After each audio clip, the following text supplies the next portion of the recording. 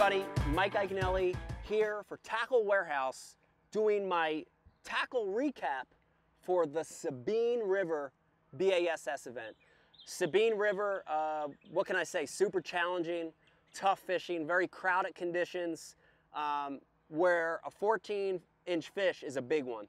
I ended up fishing in one of the rivers and I targeted isolated wood and laydowns on the flat side of creek turns.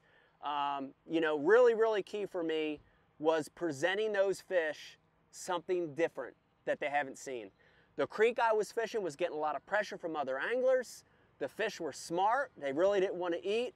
And the other thing is, in river systems, the bottom is very silty. The bottom composition is soft.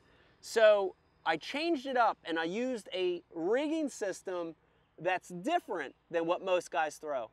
Instead of throwing a jig or a Texas rig like most of the field, I went with a brand new rig setup that I call a non-leadered punch shot.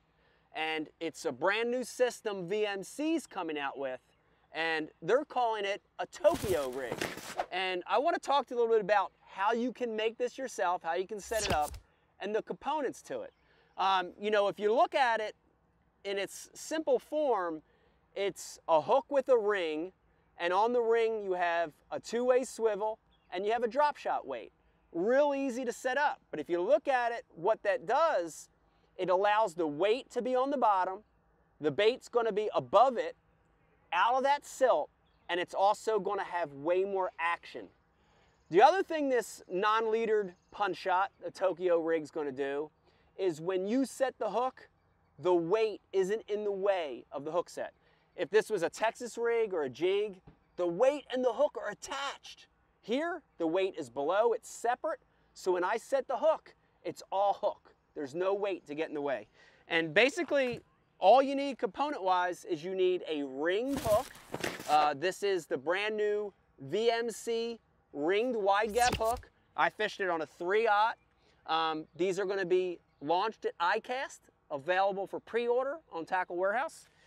To that, I add a two-way swivel to the top, and below it, I add a 1/4 ounce, 3/16, whatever size you want. In this tournament, I used a 1/4 ounce VMC tungsten drop shot weight.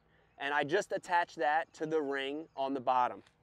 You know, finally, the bait is real key. And you could use a lot of different baits with this setup. You can use worms, tubes, crawls, anything. But for me, these fish were feeding on a lot of crawfish. So I went with the Berkley Powerbait Maxscent Creature Hawg. And I used it in a color called Watermelon Red Magic. And if you look at that thing, looks a lot like a crawfish or a baby bluegill. And, you know, once again, just Texas rigged it on that 3/0 VMC ringed hook. When you look at it, you really get a sense of what this thing does. Weights on the bottom, baits above it, free swinging, out of the silt, around the trees. Perfect bait for me. Line, rod, and reel, I decided to go with fluorocarbon because I wanted to try to get extra bites. I went with 17-pound Berkley Trilene, 100% fluorocarbon. I really believe that that lighter line got me more bites fishing behind people. Finally, the rod and the reel. I went with an Ike series Abu Garcia rod.